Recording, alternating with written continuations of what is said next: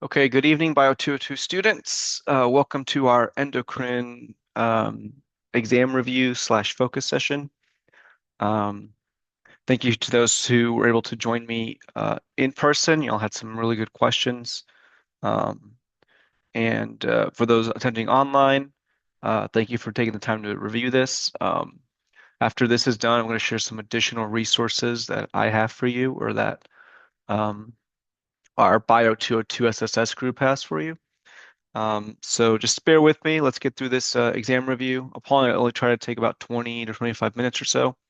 Again, I like to be very punctual with some of my exam reviews. I really like to focus on key things you have to worry about. And then you can kind of sprinkle in the additional onesie, twosie questions that are out there. Okay, so the agenda today, I'm going to go over some announcements. I'm going to talk about a review, kind of discussing what I had posted for focus session one. I'll talk about water and the love-hate relationship. Communication, and then talk about the study guide, my top three, and then discuss if you are watching this online, how to get participation credit for this session. So announcements. So recall that our endocrine practice exercise and our endocrine system quiz are both due tomorrow night. That is the day before our exam. And then the endocrine exam is itself in class on Thursday, um, February 5th. Make sure you bring your own device, like your own laptop, computer, etc., to take your exam. If for some reason you don't have it or it's being finicky, we do have some laptops, shared laptops, in the lab room. Just know it may not be the quickest laptop or best device, but it does get the job done. And then I encourage you all to check out Dr. Curley's exam breakdown announcement that she posted in Canvas this weekend. Um, I'm actually going to cover those here as well, but if you're ever trying to get ahead of the curve, she'll usually post it a week before. So in total, the endocrine system exam will have worth 50 points, and you're going to have about 23 questions. You can kind of see the breakdown here that Dr. Curley gave. One of the things I really like to highlight with some of these mistakes I've seen students do before is that you might get a question like, let's go with blood glucose regulation. We did talk about that today, pretty in depth this during class. And you might, or I've seen students struggle looking at this question and trying to like spend a lot of time studying it. When at the end of the day, it's only one question. So when I look at this list, I always break down like what topic will get asked about the most, and then you work your way down, and then that way, if you get to Thursday and you've had no time to look at a question, at least that question's only like one question on the exam. Um, where I really see students get bit up on this one, um, is that endocrine system is basically hormones. People just don't study their hormones enough. So if you're not going to do anything else, what you need to really focus on is studying um, the hormones, so the relationship between the hypothalamus and the pituitary gland, and the hormones, where they're secreted, where they're produced, what they do, where they act upon, and then what other effects happen after that. Um, so last week I shared this my own concept map or my own way to memorize the endocrine system. I'm sharing that again here just in case you didn't see it last week, or to kind of really dig in a little bit on this chart. So the way, like I mentioned, there's going to be a lot of questions related to the hormones, their actions, the glands associated with these hormones, uh, and ultimately what happens in the body. And ideally, by now, you've created some sort of concept map or some sort of table or drawing or something that helps you visualize or um, be able to state these hormones and kind of what they do. So if I were to say something like, hey, tell me about antidiuretic hormone, for example, or vasopressin. We might call it vasopressin on the exam. then you should be able to easily tell me, okay, ADH is a hormone that is produced by the hypothalamus. It is secreted by the posterior pituitary gland, and that posterior pituitary gland will secrete that hormone and allow it to go to the kidney. And in the kidney, it'll act on the kidney to force water retention. Now that's very quick summary about of that hormone. But you can, if you think about everything that you just said or that I just said in that one line, how many different questions could I ask you about that? I could ask you, uh, one, is ADH where is ADH produced? I could also say, hey, the hypothalamus produces what hormone that acts on the kidney or that retains water? I could also ask you what hormones are secreted by the pituitary gland, or in reverse, say, hey, which hormone secrete or where does ADH secreted from?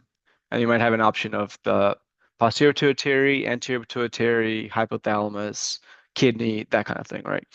So just knowing those basic flows of where this hormone starts and where it ultimately will end up or what it'll ultimately do is going to help you answer a lot of the questions on this exam. It might sound simple, but I have seen too many students struggle with just some of the basic questions for the hormones.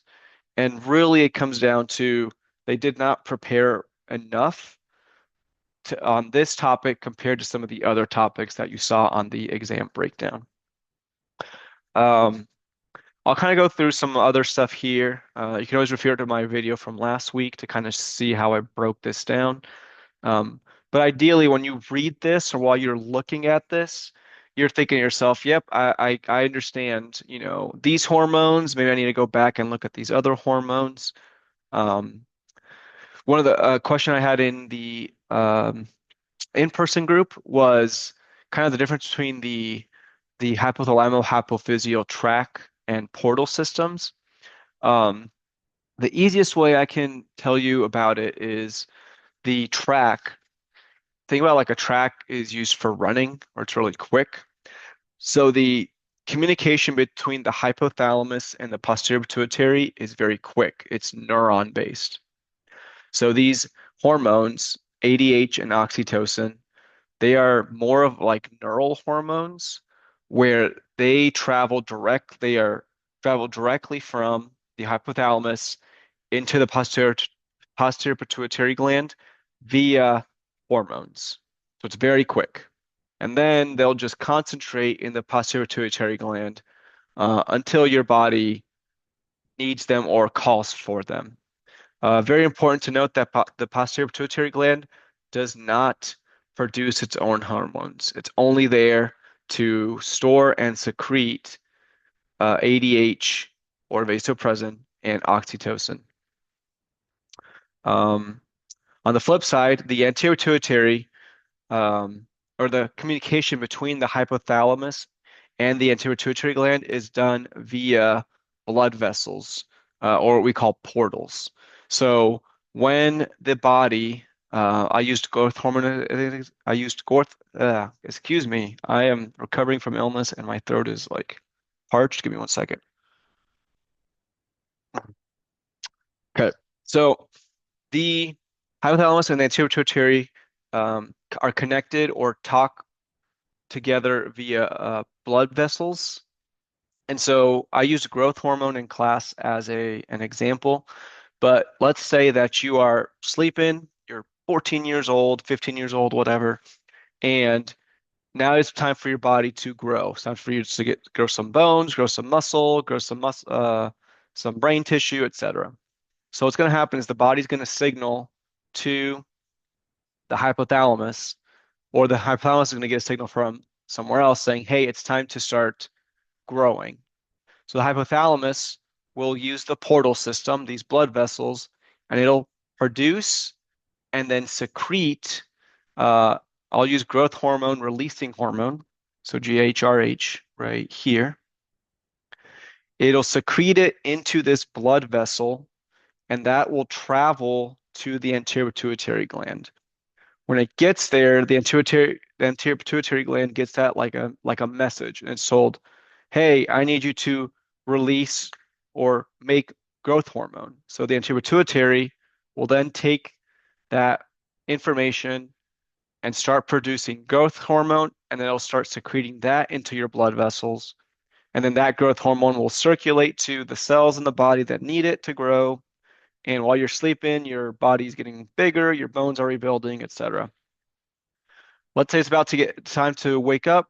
Your body's going to say, okay, I've grown enough. I think I'm ready. I don't have any more energy for this. It'll send that signal up to the brain.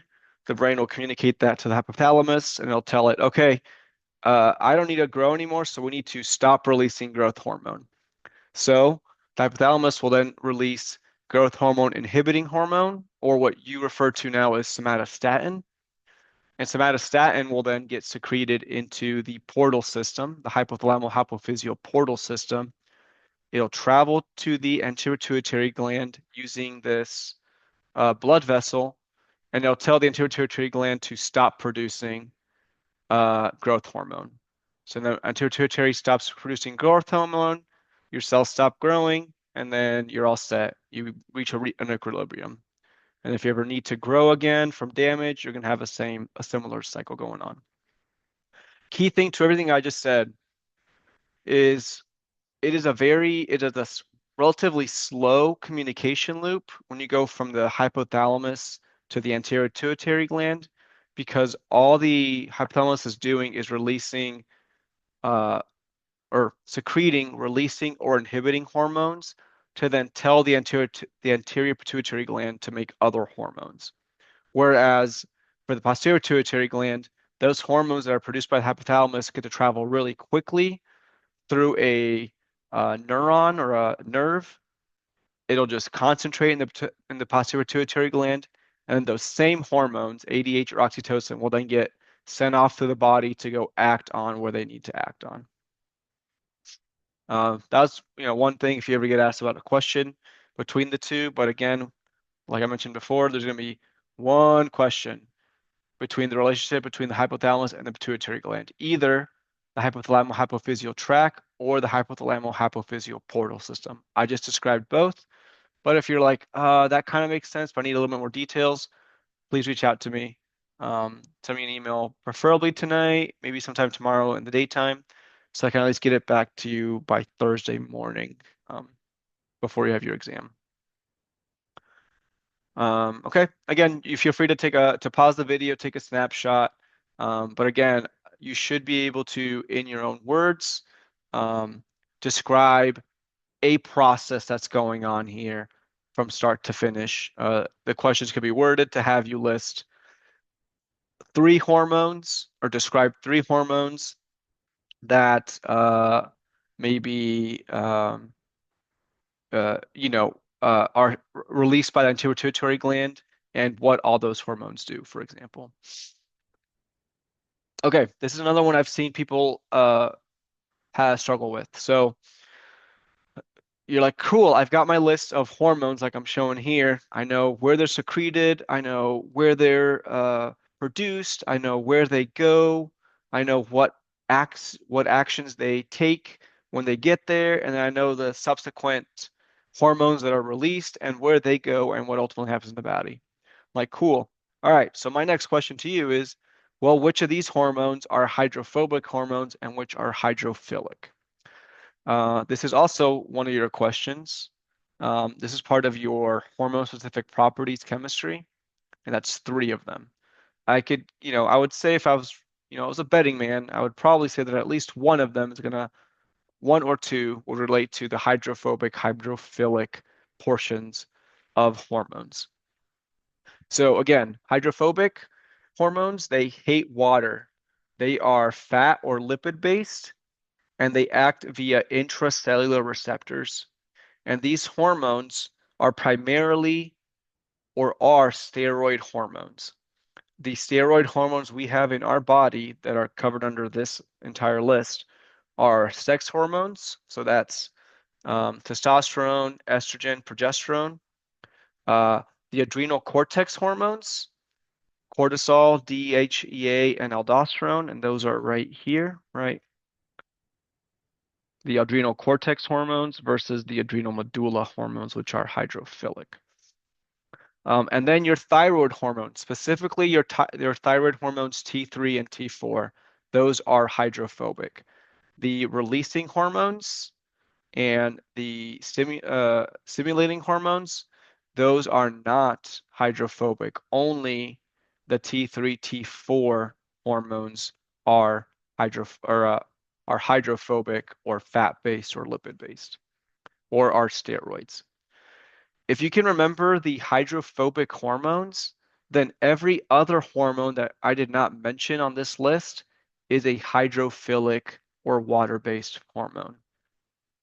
These hormones will act via membrane-bound receptors, and they involve the second messenger system. And like I mentioned, every other hormone besides steroids are considered hydrophilic hormones. Now I'm going to talk about the two different transport types using the pictures I have on a couple slides, but key words that you should at least be familiar with. Intracellular receptor versus membrane-bound receptor. Obviously, fat-based or lipid-based versus water-based.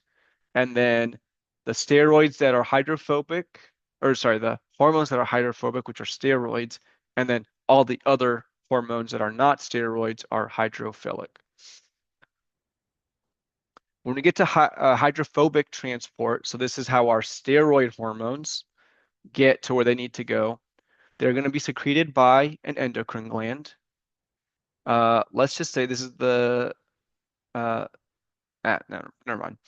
So they'll be secreted by an endocrine gland. The hydrophobic hormones do not like water, so they need to have a binding hormone or binding protein or transport protein that it'll attach to.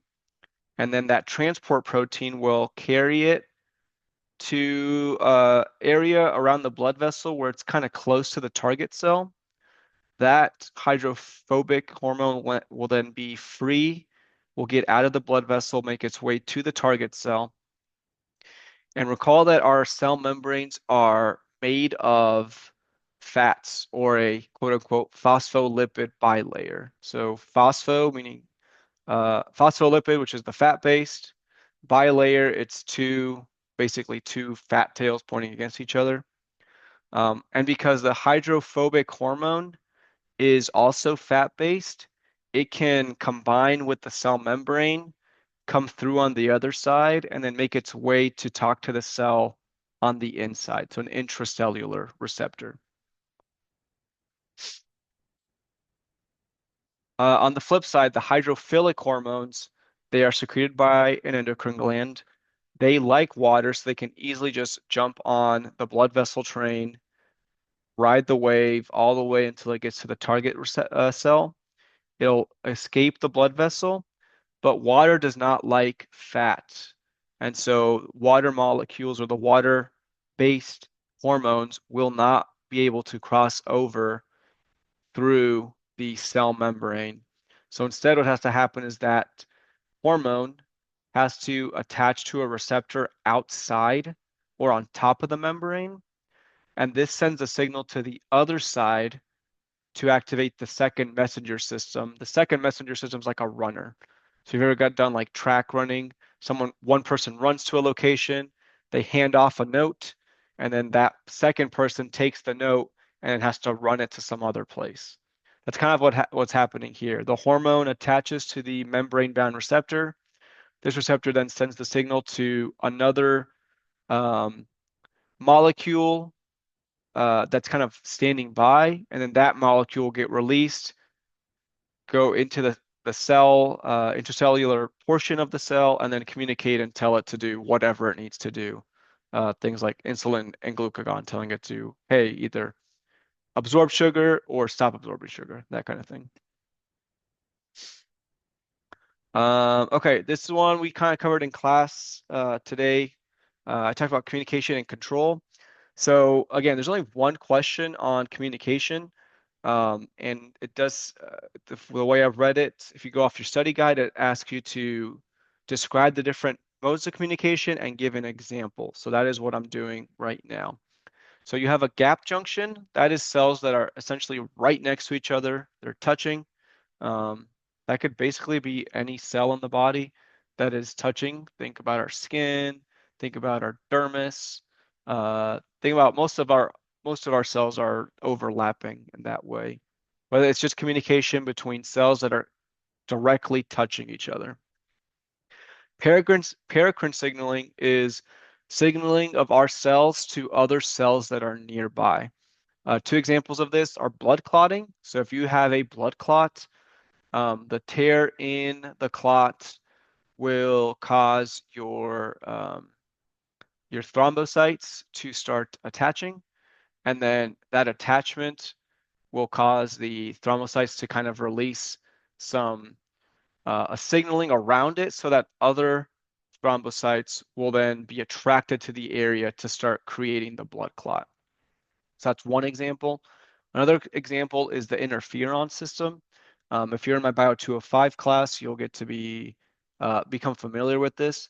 But essentially, when a cell is infected with a virus, our infected cell can essentially release signals to other cells nearby to tell it, hey, I've been infected with a virus. Y'all need to protect yourselves. And so these other cells that are nearby will start creating a thing called antiviral protein or AVP. And what happens is once that virus jumps from the infected cell to the neighboring cells, when they try to infect the neighboring cells, those cells are they already know they're coming, and the antiviral protein is able to uh, damage and destroy the viral proteins that are being injected, and that basically prevents the virus from replicating and surviving in the new cells. And so, in essence, our one cell that's infected is kind of like the neighbor yelling at everybody, "Hey, I'm being robbed." But now that robber can't go to somebody else's house because they're already ready for them, if that makes sense. Very cool. Interferon system is actually it's a very interesting system. Autocrine communication is just things inside a cell talking to other things inside the cell. So all the communication is kept within one cell. And then endocrine, which is what we're talking about now, is long distance communication between different structures in our body, different organs, etc. And it uses this by releasing hormones, which we are obviously covering in this class. And then control. So there's three different types of control that we discuss. We have humoral, hormonal, and neural control. Humoral is the one that we talked a lot about in class today. But essentially, the humors, or in our case, we're going to use blood. This The blood or things in our blood will regulate or cause certain things to happen. So, in essence, for us, our blood sugar is a signaling in our body. Um, And if our blood sugar gets too low or too high, it'll cause the release of either insulin when your blood sugar is too high or glucagon when your blood sugar is too low.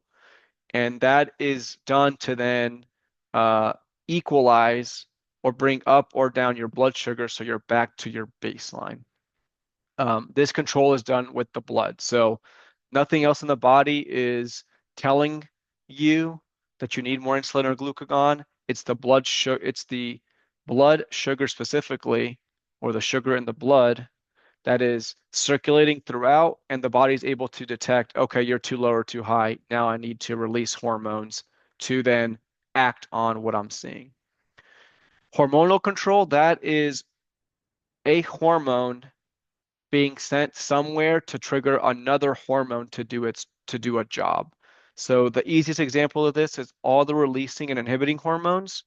Those hormones do nothing but go to the anterior pituitary gland and tell it, hey, I need you to make this other hormone to then go do this other thing.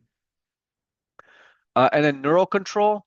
So a lot of this is things that are in your head, your emotions or your feelings will cause certain hormones to be released to either help regulate something or to help, let's say, promote or enhance something. So think things like the love hormone oxytocin, right? If you are with a loved one or someone you're attracted to or a child, um, those pathways of you looking at them and feeling them and being with them, your body or your brain's going to release oxytocin to make you feel good about that connection. So you can either continue that connection in terms of like raising a child, or if you think about it as a species, we want to make those connections with other people so that we can keep reproducing and then making more children so that the species survive. It's a survival instinct.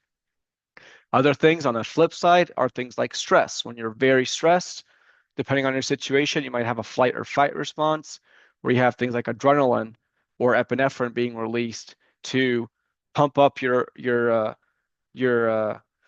let's say your awareness of the area and the situation and get you out of there. So that's all caused by your head. Also think about when you're in stressful situations or even watch like a scary movie. Nothing's really happening around you besides what you're watching, and your brain's interpreting that as, okay, elevated heart rate. I need to release something to deal with the stress I'm dealing with right now. Hopefully that's not too complicated. But again, if you're like, oh man, how am I going to remember this? Cell to cell signaling. One question. Just don't stress out about it too much. Just know the four types, their definitions, give an example, and then, go from there. Don't spend too much time on that one. Oh, and here's like a matching question for the hormones, by the way. So again, that's where something like this, if I give you a list of hormones on one side and a list of, let's say, uh, glands on the other side, you should be able to connect the two. Or effects. If I give you a hormone on the left and I gave you effects on the right, you should be able to link them. So if I say aldosterone, you're like, that's sodium retention. Or if I say prolactin, that's milk production, that kind of thing. Um, okay, so my top three. So I like to give what I call my top three for the exam study guide. Um, Ideally, I would tell you to look at all the questions. This is Dr. Curley's personal study guide for the exam, and she based her exam questions on her study guide. So if you're not looking at the study guide or trying to work through the questions on the study guide, you're just not giving yourself the best chance to do well in her exams. So the top three that I chose for this exam is question three, which is part of the hypothalamus pituitary gland relationship. And that includes the portal system, the tract system, the glands that are produced uh, and secreted by the hypothalamus, the glands that are produced by, or sorry, the hormones produced by the anterior pituitary, the gland or the hormones released by the posterior pituitary. That's all included in that question. Question seven, the endocrine glands. So how many endocrine glands do we have? Like which ones are they? Where are they located? And again, what do they do? What do they release? And what do they ultimately help us with? And like I mentioned before, insulin and glucagon, that's going to be one question, but it is probably going to be a big question. I would definitely look at that relationship because based on a scenario that you're given, you might have to say, hey, I would release insulin versus glucagon, or hey, what is glycogen? Uh, things like that. So you want to be able to get the definitions out straight, especially for like things like insulin, glucagon, glycogen. Um, and there's one more that I'm just not thinking off the top of my head right now. But those words are going to be on the exam. I just guarantee it. So please don't say like glycogen is the hormone or vice versa, like we mentioned in class today. Okay. So I mentioned this before. How do you participation credit for this? So for those that are attended in person, you guys are all set. No need to worry about it. I've already marked you down as staying behind and attending and having the discussion with me. For those that are watching this remotely, if you want to get credit for this, let me go back to do the credit thing. So I sent out an announcement. Um, of course, I don't have it, but actually, maybe I do have it. Yeah, here you go. So I sent an announcement. It's called exam reviews, focus sessions, and participation points. Um, so when you miss a class with Dr. Curley, there are some days or some weeks where she labels them as participation weeks. So when you attend and you do her lecture or lab assignments that she kind of does with everybody, her projects, whatever it might be, she marks that down as you having participated in the class, and you'll get a certain credit for that.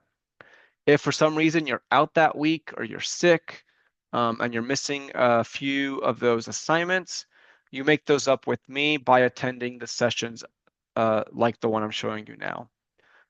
What you want to do is um, once you're done here, I basically give you a question or maybe a few questions. So for this one is you got to send me an image, PDF, etc., of your answers for exam study guide question 3. And if you look at the exam study guide question 3, it's actually four, it's like a four-parter. And that's why I only gave one question. Sometimes I might do two or three. These do have to be handwritten. That is a Dr. Curley rule. But it's also something that if you look at some of the literature, they're trying to bring back handwriting and hand note taking in classrooms because the act of handwriting creates a certain neural pathway that's not does not seem to be created when we do things like typing or taking screenshots or etc. So this is kind of to help you reinforce that and create that boundary or that connection. We want you to actually have this written down. So just write down, give me a sentence about the hypophysio hypothalamic tract system, another one for the portal system. Give me a list of your inhibiting releasing hormones, where they go, what do they target. You can write it out as a list. What I really recommend is that you do something like I did, where you have like a drawing or a concept map or something. Um, and then which hormones are released by the anterior pituitary and the posterior pituitary, which again is all of this stuff. So again, this is more just to have you put it on paper, um, and to help you create that connection, that neural pathway. So it shouldn't be too difficult, but I also really want you all to answer this question because, like I mentioned, do not, if you know everything else on this list, but you cannot in some way, shape, or form regurgitate the information that's just on this picture, you're not going to do well on this exam. You really need to focus on this portion. Um, because again, I've seen a lot of students fail and struggle on this exam because they don't get these basic concepts down of where are things produced, where are they secreted, where do they act, once they get there, what happens after that, like what other hormones get released, where do those go, what do they release, what do they act, what do they do, etc. So again, to get credit for this one, you're just going to answer question 3, the four-parter, send it to me in Canvas message. Just take a picture of it. It does have to be handwritten. And if you do that, I will give you credit. And the way this works is that if you do miss one of Dr. Curley's participation days, then one review with me is essentially 5 points, or it'll make up one of them. So at most, you can make up half of her participation assignments for the year. Other than that, that's really all I had for you all. I've probably gone well above the 30 minutes I was hoping for, but I really wanted to emphasize especially this. Like I just keep going back to this because I'm telling you, this is like the key to the exam. Know this and you should be okay. Two things I'm going to share with you all. So I've been an SSS here with Dr. Curley now for 3 years. During that time, we've brought on two other students that were both of our students to be SSSs with us. So I have Jupiter and Anaceli. They both either help with Dr. Curley's Monday, Wednesday group, or they help with her online group. And collectively, we've decided to be an SSS resource for all of our Dr. Curley's Bio 202 classes. So we've all put together um, basically study material to help you all with with not just this topic but other topics moving forward. So you'll see that Jupiter has a lot of the notes that she created when she was a student. She's sharing that with you all. She loves creating images and drawings and putting this stuff together. She has nice little charts to kind of break down the endocrine and nervous system. Um, Again, discussion about the hypophyseal, hypothalamo tract system, that kind of stuff. That's all in here. It's all based off of Dr. Curley's notes. But again, this is Jupiter's own notes that she used as a student. She is sharing them with you all. And then Araceli also put together her endocrine exam review slides, and I'll share that with you all here. So ideally, or hopefully, what I'm hoping is that with Dr. Curley's notes from lecture, the official notes, with her study guide, with my videos, and with these two uh, review, PowerPoint slides that my other two SSS counterparts have made. We're hoping that one of them or a combination of all four of them will help you retain and memorize and understand this content. So if you do see Jupiter or Araceli, just thank them. They might stop in Curley's class every now and then, and you will see them when we do our lab practical open labs, where the week of the practical, we'll basically have the lab open for 3 hours. Myself, Dr. Curley, Jupiter, and Araceli will all be in there helping you all get ready for the practical. So I'm going to share that link. You're going to find it in a share folder like this. Um, I will add material as we go along. So before we get to the cardiovascular system, so next in 2 Tuesdays, I will add all the content for cardiovascular and then so on and so forth. We don't add it early on because ideally you're creating your own notes first, and then you're using our material to help you solidify your learning, make any corrections, etc. But again, that's really all I have. Thank you very much for attending. If you have any questions, let me know. Otherwise, good luck on your exam on Thursday, and I will see you next week.